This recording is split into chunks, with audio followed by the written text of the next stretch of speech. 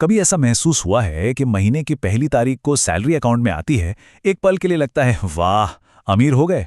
और फिर देखते ही देखते कुछ ही दिनों में वापस वही सवाल, भाई सारे पैसे गए कहाँ? ये हम सबकी कहानी है।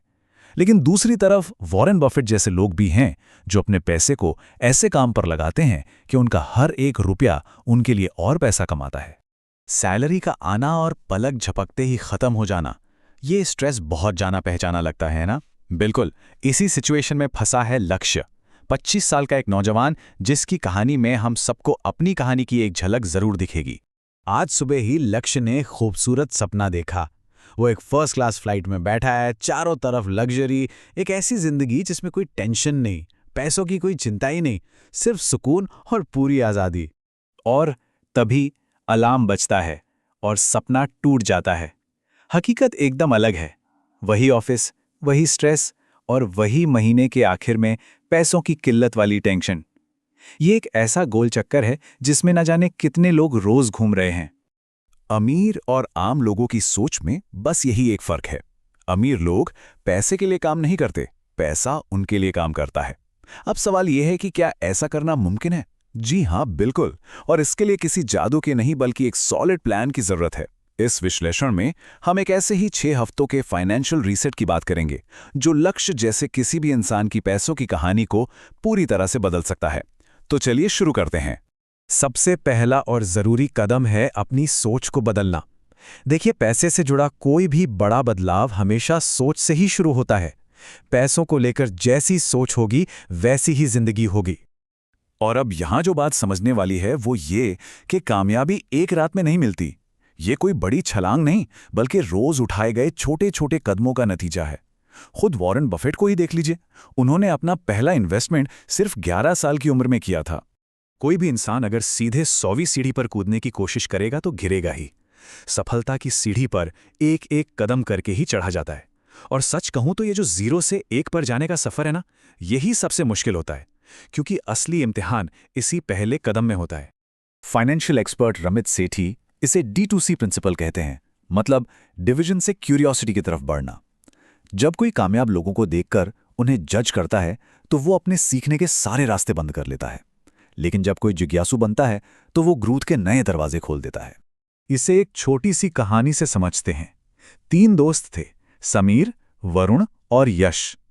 जब वरुण ने इन्वेस्ट करना शुरू किया तो समीर ने फौरन कहा, अरे ये सब स्कैम है, बेकार है। लेकिन यश ने पूछा, भाई ये काम कैसे करता है, मुझे भी सिखा। नतीजा, कुछ साल बाद यश और वरुण फाइनेंशियली बहुत आगे निकल गए, जबकि समीर अपनी उसी जजमेंटल सोच के साथ वहीं का वहीं रह गया। चलिए अब अगले चरण पर चलते हैं। अब बात होगी एक ऐसा सिस्टम बनाने की जो पैसों को अपने आप मैनेज करे, क्योंकि सच तो ये है कि इंसानी अनुशासन पर हमेशा भरोसा नहीं किया जा सकता। सच्चाई तो यही है कि हम में से ज्यादातर लोग आलस की वजह से ही पीछे रह जाते हैं। हम सब सोचते हैं बस अगले महीने से पक्का सेविंग करूंगा, लेकिन वो अगला महीना कभी आता ही नहीं। इसीलिए अनुशासन से कहीं ज्यादा ताकतवर एक ऑटोमेटिक सिस्टम होता है। जरा सोचिए, अगर हर महीने बिना कुछ किए सारे बिल्स टाइम पर भर जाएं, SIP अपने आप कट जाए, सेविंग्स अपने आप अलग अकाउंट में चली जाए, तो जिंदगी कितनी आसान हो जाएगी। कोई लेट फीस नहीं, कोई पेनल्टी नहीं। यही है ऑटोमेशन की असली ताकत। एक छोटा सा सवाल, अगर अभी कोई पूछे कि पिछले महीने पैसा खर्च कहां हुआ, तो क्या एकदम सटीक हिसाब किसी के पास होगा?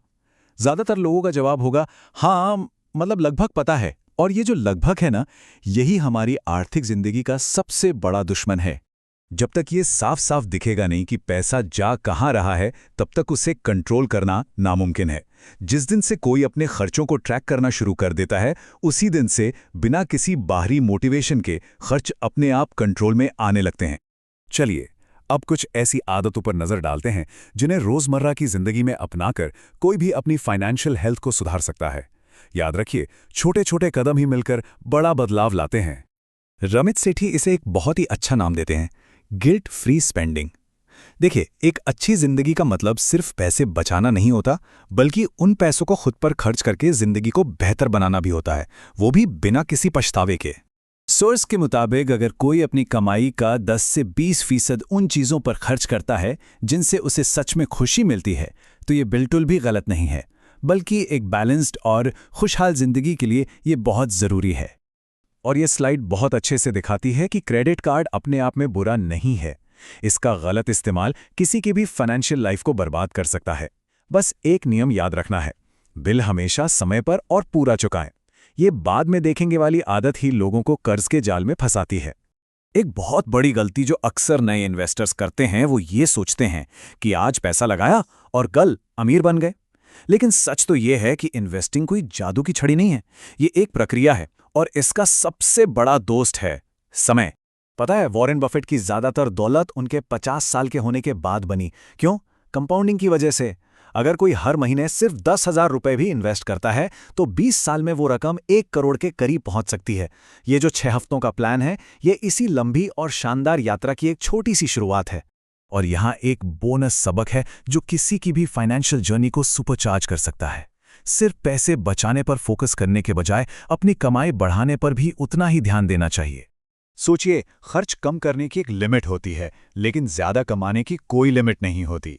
कोई नई स्किल सीखना, फ्रीलांसिंग करना या प्रमोशन के लिए मेहनत करना, ये तरीके सेविंग्स और इन्वेस्टमेंट दोनों को एक साथ बूस्ट कर देते हैं।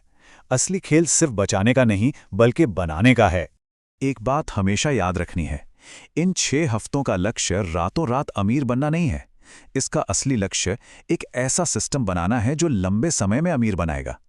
अमीर बनने का कोई शॉर्टकट नहीं होता, लेकिन एक सही सिस्टम उस रास्ते पर जरूर ले जाता है। तो दोस्तों, ये थे वो कुछ पावरफुल आइडियाज़ जो किसी की भी आर्थिक जिंदगी को पूरी तरह से बदल सकते हैं, अगर इन्हें सिर्फ सुना ना जाए बल्कि अपनाया भी जाए। तो अब बस एक ही सवाल है, ये 6 हफ्तों की यात्रा कब शुरू हो रही है?